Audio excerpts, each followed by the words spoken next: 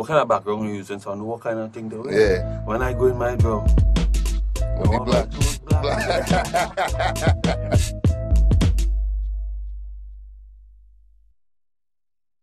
Spirited conversations, you know, among musicians. So it's like there's a connection. We don't speak, we use music. Men play, men understand, you know. So spirited conversation among musicians. I've been involved in music 25 years. 25 years. Started in the 80s with the majors. Move on to Traffic, founding member of Traffic, now called Caribbean Traffic Jam. Into Charlie's Roots. And then in 2000, started my own group, Elan Parle. In between that, well, of course, I play with everybody. In between that, Michael Bootman and, you know, Ken Fillmore and lots of different people along the way, you know. We like to think of it as Caribbean world fusion, but a high degree of it has to do with improvisation.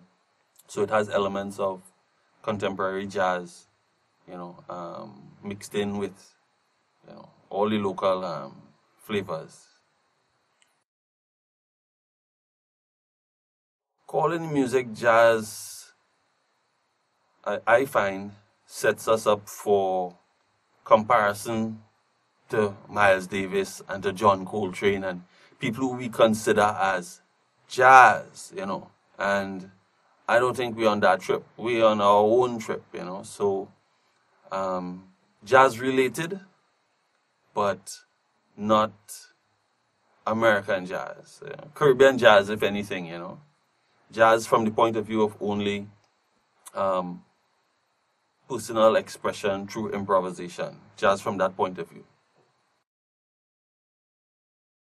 Music by itself is wonderful. It has been my life for a long time. I've never wanted to do anything else. You know, and I love music. I have great respect for music. Unfortunately, the environment with which musicians have to operate means that you have to find a way to make money with music. And always having to pander to a financial situation, you know, it causes difficulty. And a lot of times I find myself at odds with the money-making aspect of music business and the pure creativity and enjoyment of music for its own merits, you know. So the jazz scene in Trinidad and Tobago is growing. We have a lot of shows annually that have continued. When I was growing up, used to have one, it would start and then you wouldn't see it again. We had nice attempts at pan jazz during the 80s and into the 90s, and of course those fell by the wayside. And it was always, I'm sure, monetary considerations that, you know, did them in. But today the scene is very vibrant. You have a lot of young players coming in, which is very, you know, I like that, you know, a lot of young guys coming in. The problem is, once again, how do you mind your family on those situations? In Trinidad and Tobago, you have a lot of places to play, not many places to get paid. And that is the problem. If you go on Arpita Avenue on any given night, you would see the whole avenue packed with people and not a band not playing. So what impetus is there for a proprietor to hire a band if your place ram already with just some DJ music? There is none, you know. So lots of players, we're turning out a lot of players as well from the various UTT, Costat, UE, turning out a lot of players. How do they get paid is where the issue is for me. In terms of jazz lovers in Trinidad and Tobago, we have maybe about 1,000 dedicated jazz lovers. You know, if you go to any of the shows, you see some of the same faces over and over. They come out, they support, they're very into their jazz local jazz artists. And so when you have the bigger shows like the Tobago type thing, you have the friends of jazz lovers, you know, the limers and who just want to be along for the lime and what have you and what have you. So then it might rise, you know, to maybe 2,000, 3,000 people, you know. But it's definitely not a big audience event, you know. You're not going up and sell out 1,200 seats, you know. In fact, let me go so far as to say that WMJX about a year back was bringing Kenny G to Trinidad and Tobago. And then they had to cancel the show, you know. And Kenny G's a man sell millions all over the world. It is in everybody wedding and thing, you know, everybody. But can't sell out a show in Trinidad and Tobago. You know, that says something for the expanse of the audience.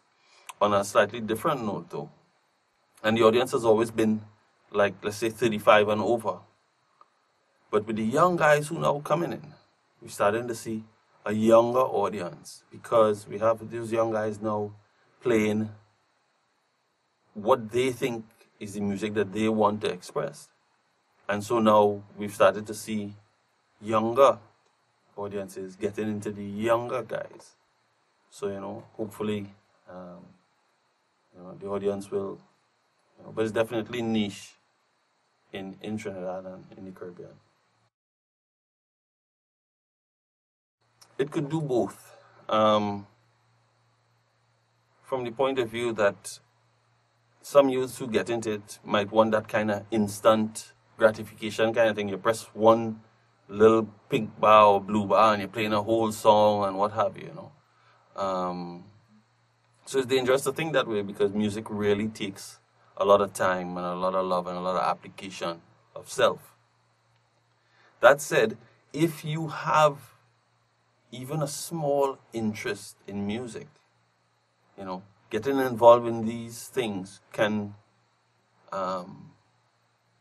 be that opening or that introduction to wanting to do more.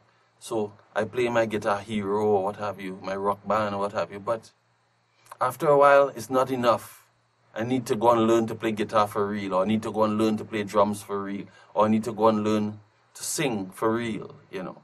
And that way the people who already have it in them to want to do this thing can move further.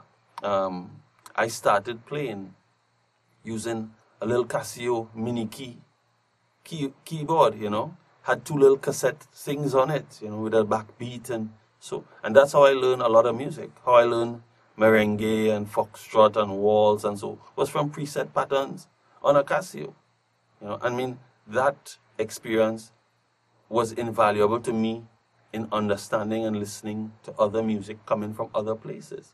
You know, so, you know, if you have it in you, you will always transcend the games and so, but it's still a good introduction to anybody who really wants to do other stuff. You have to remember that a lot of the jazz festivals throughout the Caribbean is not about jazz and it's not about music. It's about money. It's about tourism.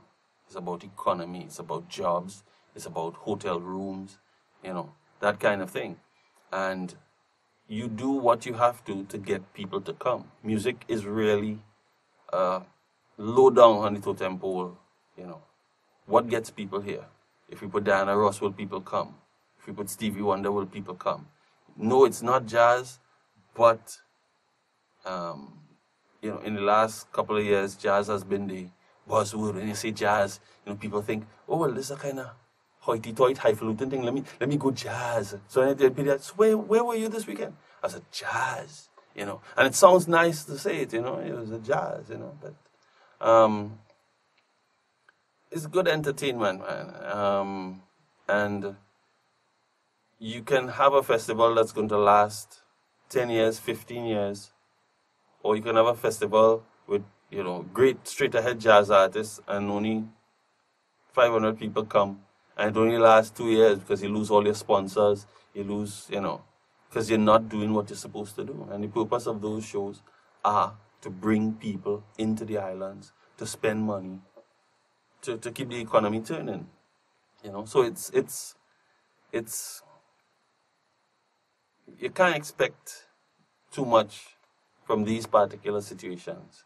That said, they should always keep in mind to have a certain percentage of the show as bona fide jazz acts, so that you could feel comfortable telling people that you have a jazz festival. You should have a certain quota of jazz acts so that you could continue to say so. I think it's a little gimmicky just to use it, to go out and play a little vibraphone or to play a thing. I think guys can be a little more innovative in the way they use it. They shouldn't, right now, they're using it just to be able to access sounds that keyboard players have been able to do for a long time, but I don't think that is the way that it should be used. It should be more. They should be more innovative in the way they use it. But, it wouldn't replace a real steel pan, but certainly it can add to a live situation, Just like a keyboard player would have tones, or a bass player might have tones, or guitar player. Band player have tones now too, so use in conjunction with. I had issues with Satchmos when they first came out, because at first I had high expectations for them, because I saw the ad saying, look, there's a place called Satchmos Jazz Restaurant, and so on. I was very excited. Oh, somebody's going to do something new, But from my point of view, they never really showed much respect to the local jazz fraternity. They didn't reach out, when they were doing, in the early, they were doing full page color ads, and no mention about who's playing, what day they're playing. They never used the ads to highlight the artists, to attempt to bring people in. It would just be, well, Satchmo's jazz place, and we have this expensive food or what have you, and we have live music. Come on. You have Clive Zander there, You have to promote the artists that are there. And people who like these artists and want to hear these artists on any given day say, hey, let's go down by Satchmo's.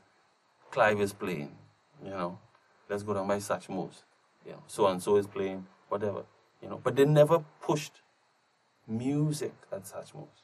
Now, they spent a lot of money. They bought a piano, drum set, nice upright. So it looks very pleasant. But to me, whoever was in charge got it all wrong, and they should have been more in tune with the jazz community. Bring the jazz community on board. You have a jazz restaurant or whatever, and get us to work in conjunction with you, to bring the jazz audience together and to bring people out and that kind of thing. But it never happened. So the problem that we have is marketing and distribution. We've always had marketing and distribution problems that I think needs to be tackled on a national level, because we need to make space for the music and to have a national push to get artists heard in other spaces worldwide, and that has not happened. So everybody going out and trying to make their own space, and it's a sort of dog-eat-dog kind of situation. And if you get a contact outside, you don't want to tell nobody else, because, I might lose work or what have you, but we need marketing and distribution. I don't know. I love the guys that I play with. Sean Faraday is a fantastic bass player. Richard Joseph is a wonderful drummer. Very sensitive drummer. And we have a connection from playing over the years, I have a comfort with them, so I know I can just kind of close my eye. I know them guys going to hold it for me so I can do what I have to do. It's very difficult to get that. So once you get that, that's it.